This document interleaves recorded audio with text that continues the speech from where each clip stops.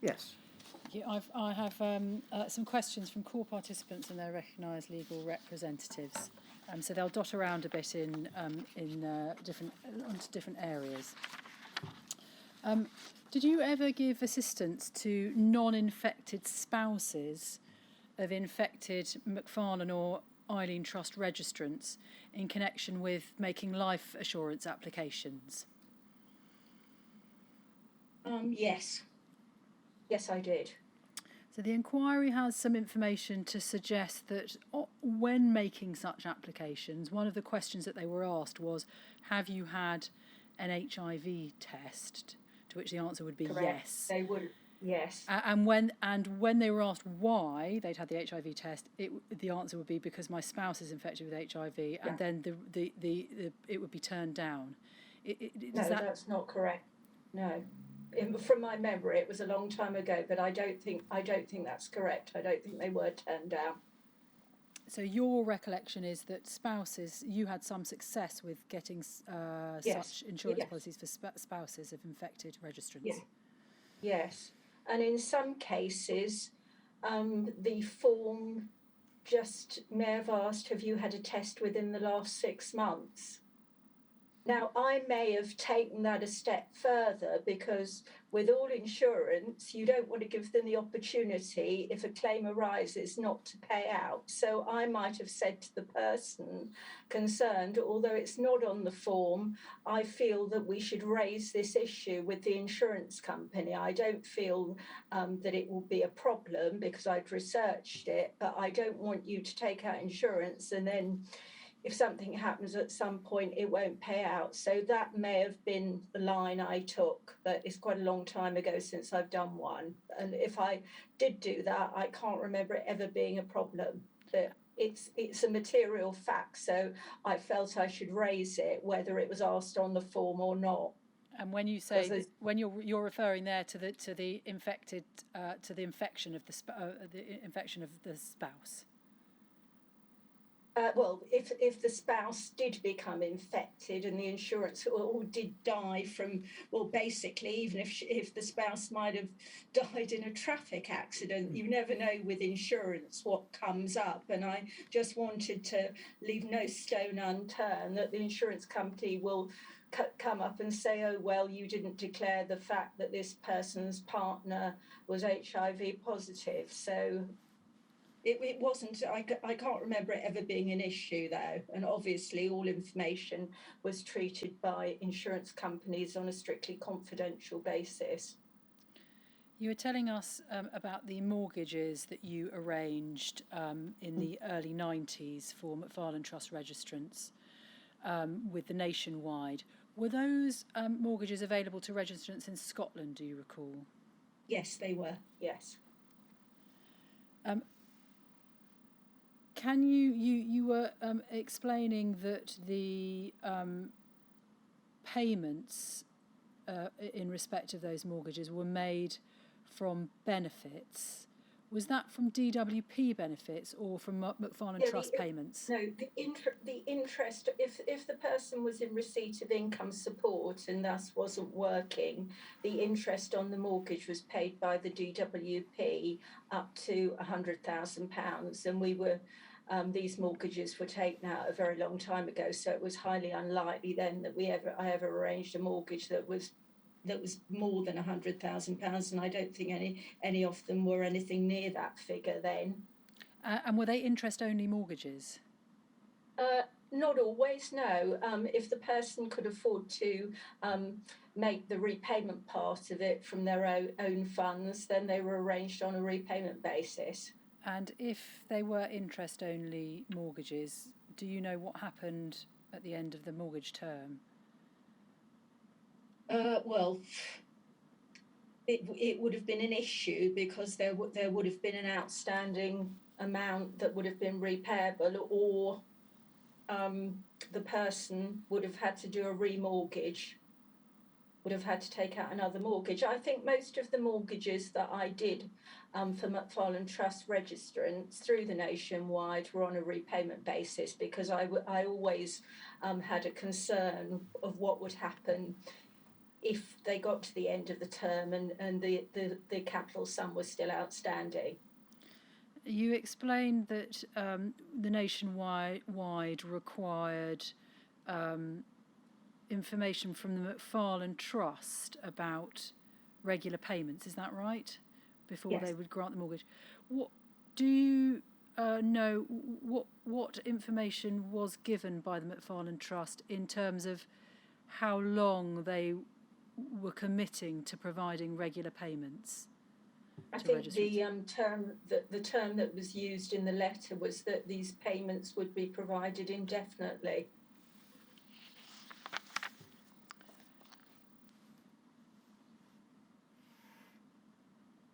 To what extent was the Mcfarland Trust aware that you were providing the counselling and stroke social work role that you took on in addition to your IFA role before you were the caseworker?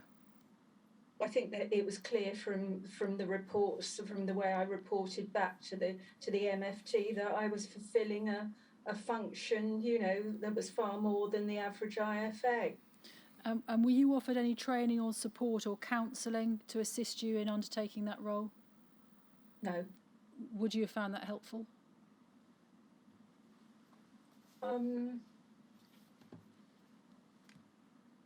Possibly, although I didn't have a problem dealing with most of the registrants, but it was very emotional. I remember used to visit people and come back on the train, and sometimes I literally was crying because what I've seen had moved me so much. But I think I'm probably quite good at dealing with things like that. Not because of any particular training, just because that's one of the things I can deal with. In cases where you were not permitted to provide the financial, where you're not permitted to provide, were there cases where you were not permitted to provide financial advice to Mcfarland Trust beneficiaries? I can't think of any cases where I wasn't permitted to while I was working with the Mcfarland Trust. But after you resigned as caseworker, was that ever an issue? Well, no, because the people were perfectly entitled to come to me independently. And when when you made applications for support from the Mcfarland Trust on behalf of beneficiaries, were reasons given by the Mcfarland Trust to pass on to the beneficiaries as to why a particular application had been turned down? Yes, they were. It could have been something as simple as that they'd applied for the same grant within, a 12-month period, or that they felt that they didn't have the funds to provide that item. But yes, I think in most cases a reason was given. I was asking you questions about debt at the Eileen Trust. Is it right to understand that the Eileen Trust beneficiary community had lower debt than was the case amongst the Mcfarland Trust beneficiary community? I think in the main, yes, there were some cases in the Eileen Trust where, the case I described to you this morning, there was a lot of debt just going through. I think that, yes, generally I think there was lower debt. I think the reason for that was some people were able to work before they became ill, so they may have built up some savings. Yes, there was lower debt in the Eileen Trust community. Not to say that there still weren't very large problems. Could one of the contributory factors to that be that the Eileen Trust had better support than was provided by the Mcfarland Trust? I think it was, yes.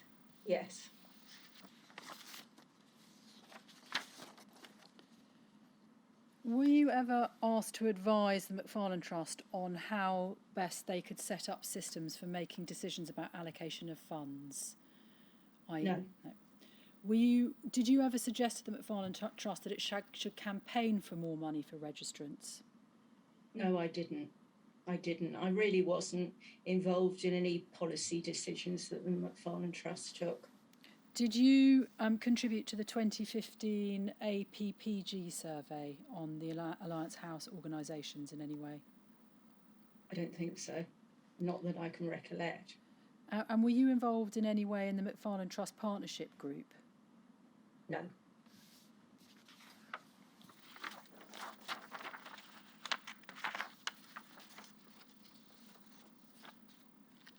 Do you know what the procedure was to inform registrants of your services and the availability of your services while at the Mcfarland Trust?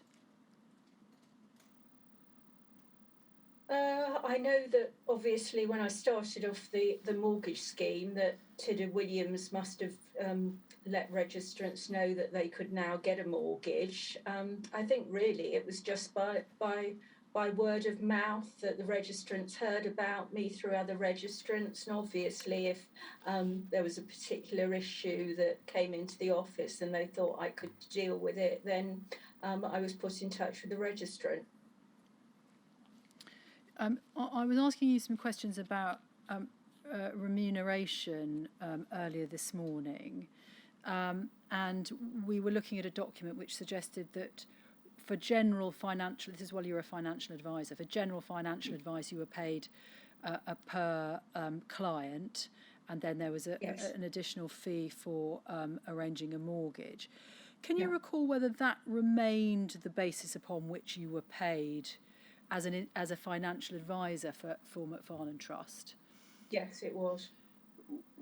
I was paid for a mortgage, so much for arranging a mortgage for someone, and if I had to visit someone who had a debt case, I was paid so much for the case, regardless of whether, it might have taken me months, but I just kept the fee exactly the same. We see in documents, and I can take you to them if necessary, of a discussion about payment per day or a monthly retainer. Was that the payment arrangements in relation to your work as a case officer?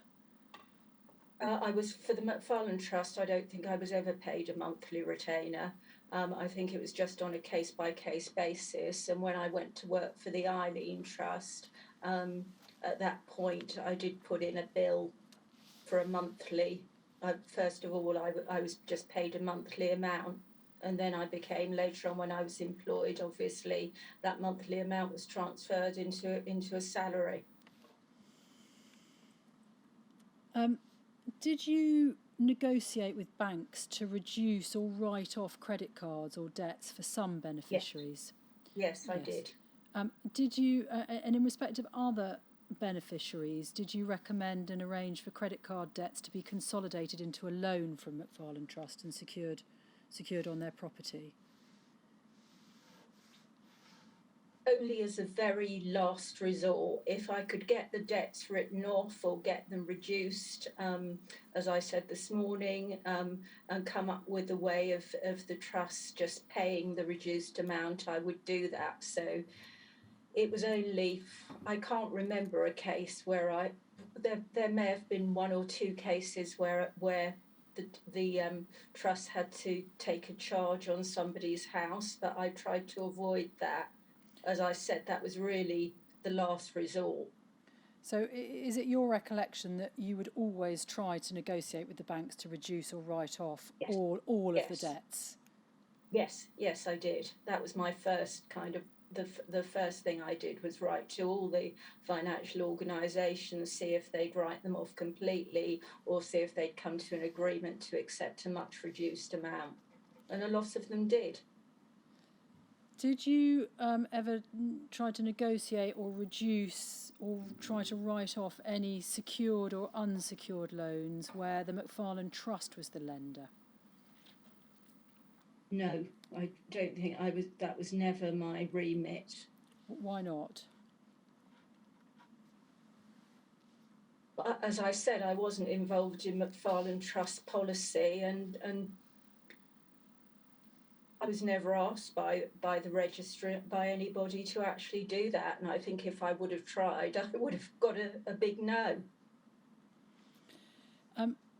Just on the issue of loans secured against property, and in particular equity share loans, I asked you whether you considered various different types of alternative loans. Can I ask you another question along the same vein? Did you ever consider or suggest to the Mcfarland Trust that a cap on the amount of equity should be imposed on the loan? So a cap on the amount of equity that could be realised should be imposed on the loan? No, they were doing, as I said earlier, they were doing these equity shared loans were already in place before I joined the organisation, before I became involved with it. You've explained to us that you made home visits to registrants at both trustees. Did you ever take photographs of those homes during your visits? No, it was years ago, and I don't think I even had a phone that could take a picture, so no. But obviously, if someone was living in particularly bad housing, I did describe the housing that they were living in. When you were assessing during a home visit income and expenditure, did you include inquiry into the household income, so to include spouses or the adult child's income? Yes, I did. I would have looked at the total income and taken into account expenses for children and other people who lived in the household. Oh, and why was that? Well, I think if you're going to look at household income, you've got to look at all the costs. If you've got children, you're obviously going to spend money on them. If you're looking at assessing if you're there in relation to an application being made by the applicant, why would it be relevant to take into account, for example, spouse's income or adult children's income? Oh, I don't know. Sorry, I'm talking about expenditure on. Oh, sorry, I misunderstood the question. I don't think I did take into account spouse's income. And adult children's income? No, I don't think I came across many cases where there were working children. Most of the people I saw had young children who were in difficulty and needed help. So, just because I apologise if the question was unclear. So you would take into account family circumstances for the expenditure, but as far as you recall, income was restricted to the person that was making the application. Yes, mainly. I think looking back, there was someone in the Eileen Trust whose husband did have a job, but that was included, but it wasn't a very high salary, and it didn't affect the way that the application was considered.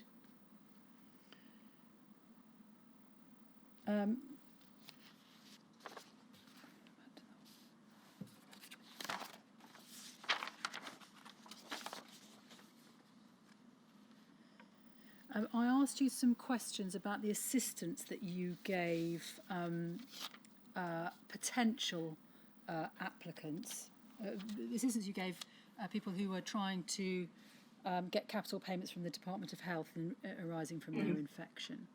Yes. And I asked you questions about the criteria applied by the Department of Health, and I think you said you didn't know what that was. Can I ask you this?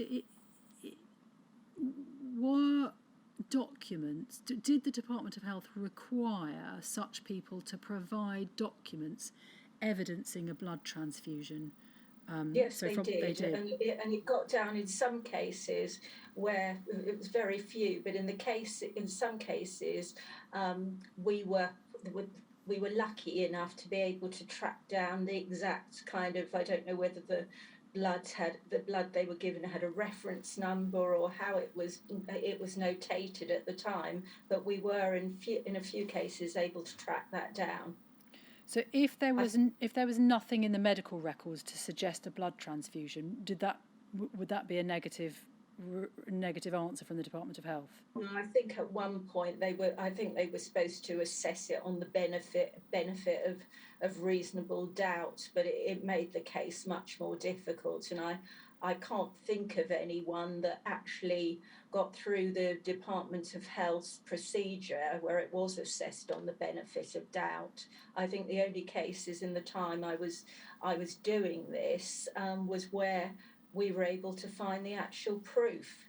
And as I said, that took a long time. I felt that I should have been given more help from the Department of Health. I felt they were quite obstructive. I was asking you questions about two of your case reports in August 2005 and the two visits you made in Birmingham.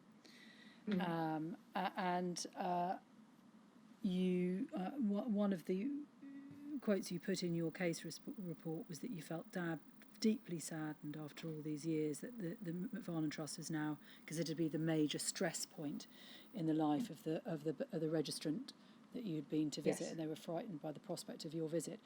Was that comment, in your experience, representative of views of other beneficiaries at that point in time? Yes, it was. I think the relationship between the beneficiaries and the Mcfarland Trust deteriorated over the years. Can I ask you to look at a document, Shumik? It's EILN 5024 _ 093.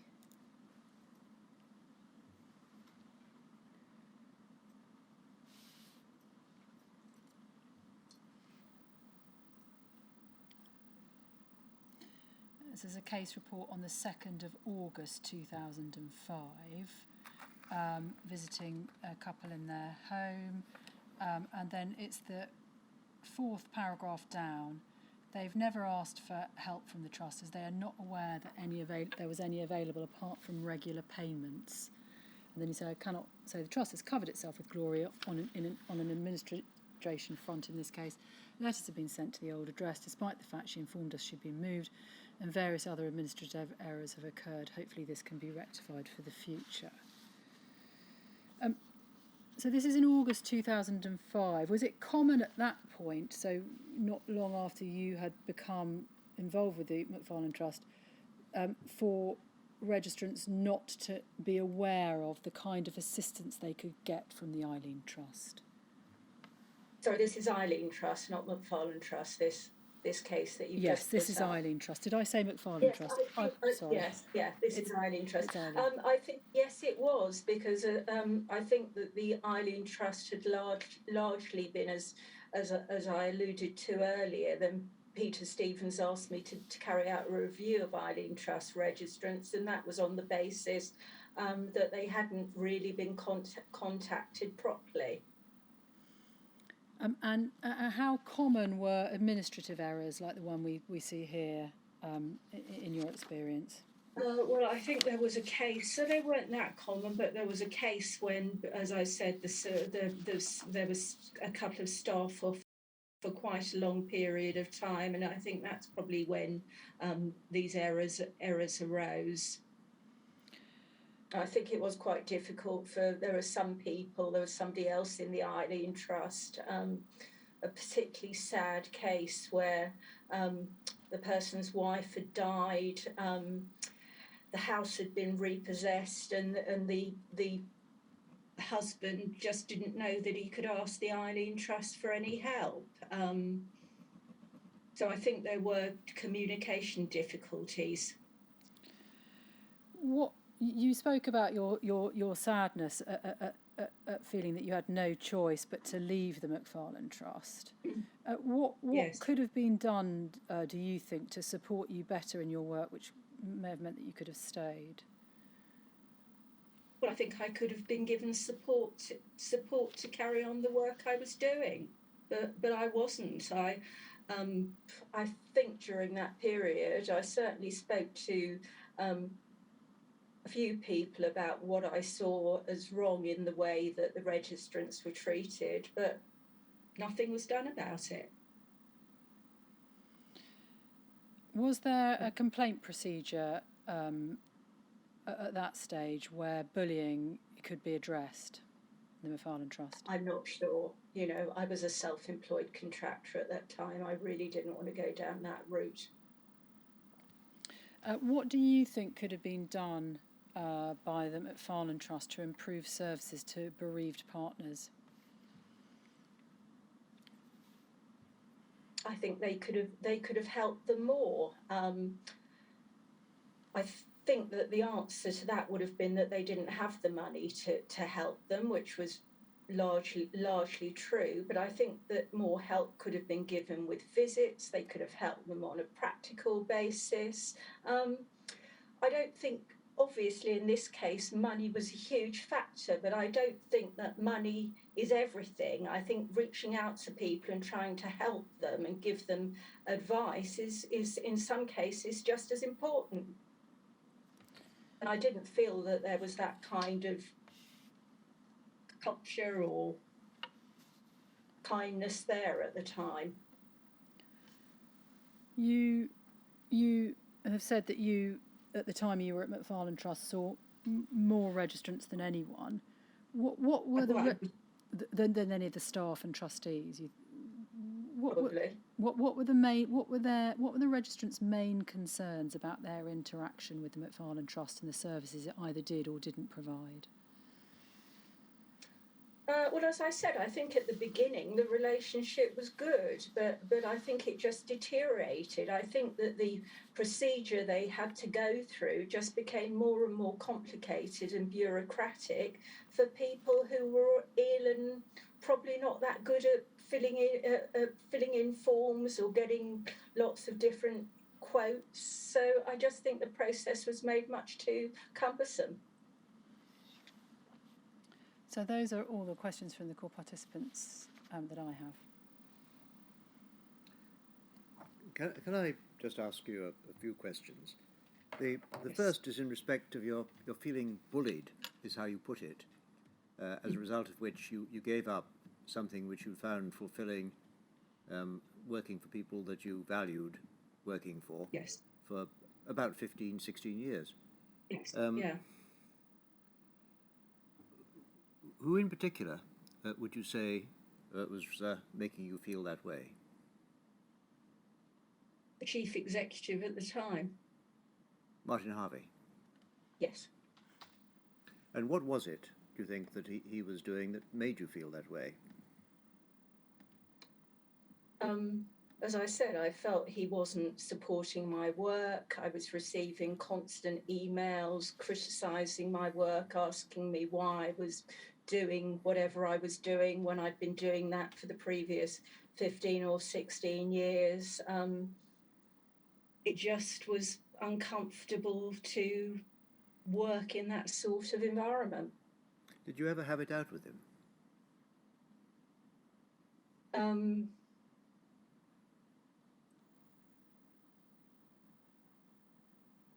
Yeah, I think I must have made it known at the time that I was unhappy, but nothing changed. I did on a number of occasions speak to. I spoke to Peter. I actually invited Peter Stevens down to my house when I was living in to express my unhappiness about the way the registrants were treated. So I think that would have given some idea that I was unhappy with what was going on. Now he chose to ask you to help him at the Eileen Trust. Yes, to be fair to him, he later apologised to me and said that I was right on a lot of things that I said at the time, that I'd already left the Mcfarland Trust by then and just continued with the Eileen Trust. So if he was apologising to you later and recognising that you were right as he saw it then, does that mean that he did nothing at the time, or how did he respond at the time when you brought him down to Hazelmere? He didn't do anything at the time. I'm sure people must have known what was happening. I'm afraid when you put your head above the parapet and criticise. Well, I don't think it was criticism. Probably they saw it as criticism, but it was things that I felt weren't working properly. You're usually in a minority of one, in my experience.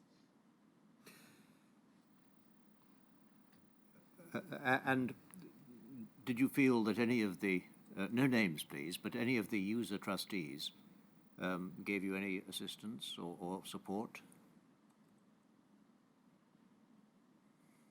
No, although I did get a lot of support from the registrants, and when I did leave, as I said earlier, some of them did mount a little campaign to see, whether I could go back.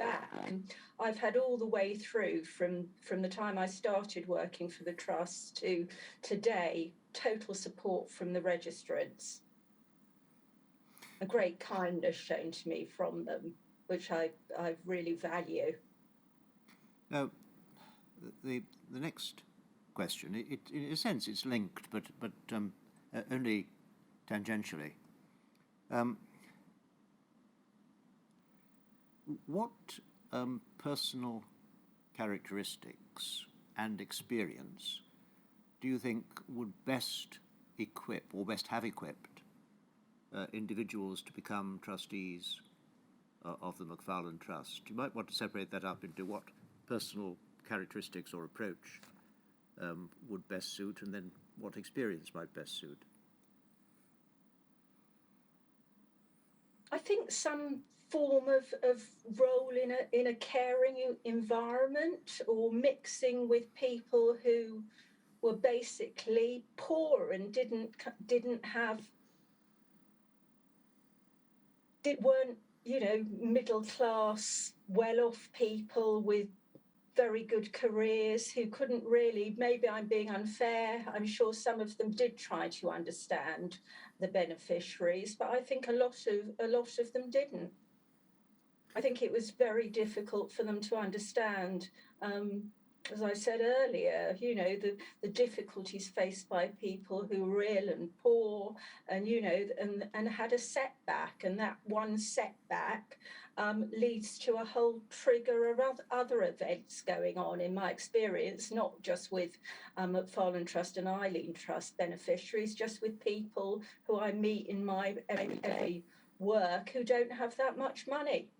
So the personal characteristics you're identifying is a compassionate approach, Yes.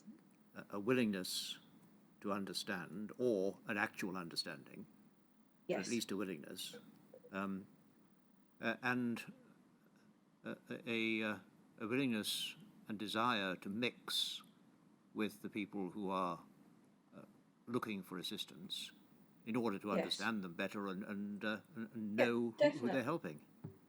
Definitely. I don't see how you can actually help people if you can't empathise with them. And that goes for whatever job you're doing. And what sort of experience? Obviously, part of the experience that may go into being a trustee may be the sort of experience that gives rise to the characteristics you've identified. But what sort of experience? Well, that's the difficult one, isn't it? Because trustees have to be people who have got the time. They've all had good careers. A lot of people were obviously in finance or in the law, or whatever. I'm not sure what other people did, and I suppose the two aren't necessarily compatible. To have I'm not saying they're not. Some people do those jobs and are very caring, but others aren't, because they don't really see people who are out of their social structure. So I hope I'm explaining myself. It's quite difficult. I think completely. Even though you may be saying that all lawyers are really socially remote, but there we are. Yeah, no, you may be right. That's for others to comment. I'm sure, like in every walk of life, there are people who are kind and compassionate, but I think if you're always mixing in a particular circle and a particular social group, you don't understand the needs of people who are poor, basically.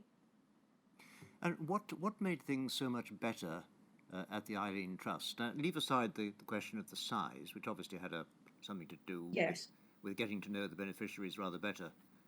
But what else do you think assisted? Well, I suppose by that time I'd been working with the organisations for about 15 years, so maybe I was more experienced in what I was doing.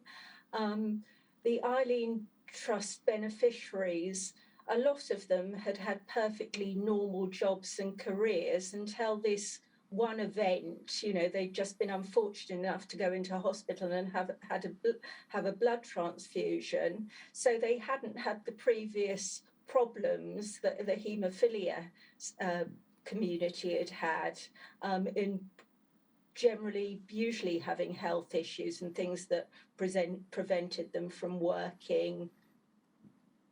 Yes. So yes, but there were people in the Eileen Trust. You know, there were lots of people who had had leukemia in childhood and had contracted HIV as part of the treatment. So there were people with health issues, secondary health issues. In fact, most people had them. They were just different health issues to those of the Mcfarland Trust.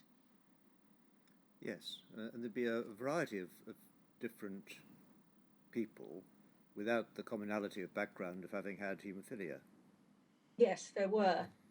And that was another interesting point, because I think it was actually one of the registrants of the Eileen Trust who was very keen on the Eileen Trust having weekends. And I think at first the trustees were a bit against it, but we pressed. And one of the things they said, but these people are going to have absolutely nothing in common because they're from all different walks of life. And what was one of the best things about the Eileen Trust weekends was just the way that these people loved being together. They felt relaxed, that they didn't have to worry about anyone else finding out what was wrong with them. They had a common thing one thing that had happened to them, which they all had in common and they could all relate to. And it was just lovely to see them all together. And I think they got a lot out of it. Oh, I know they did.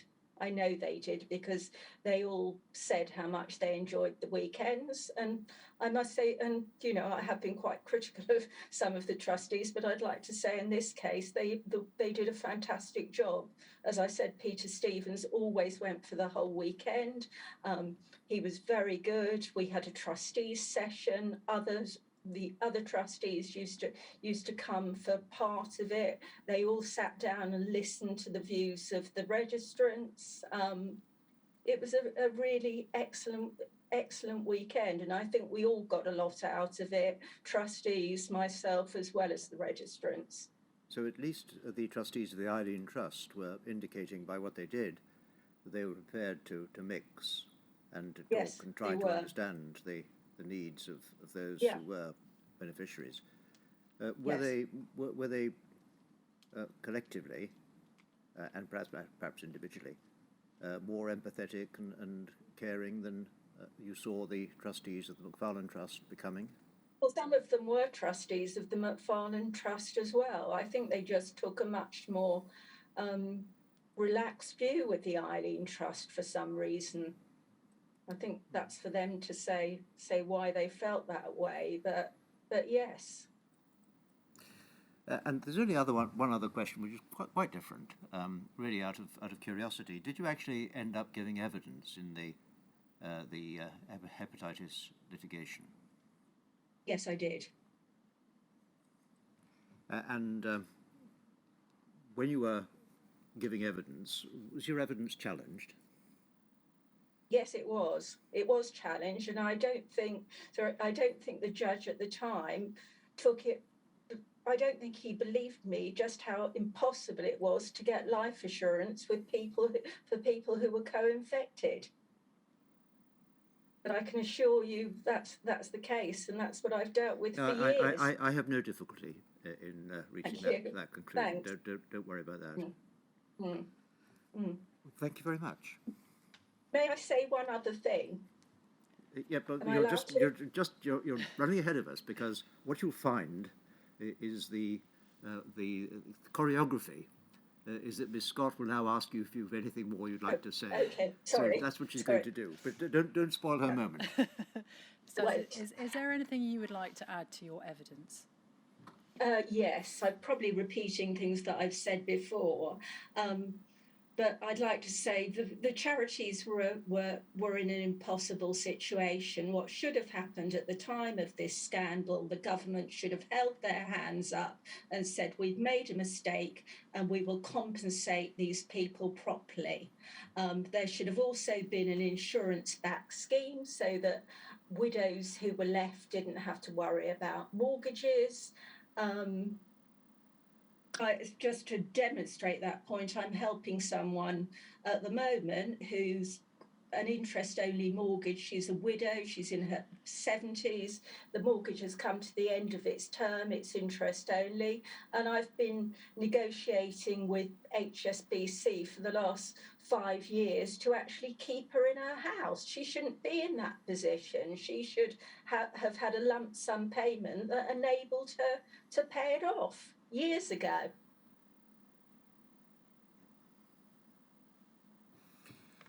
I think.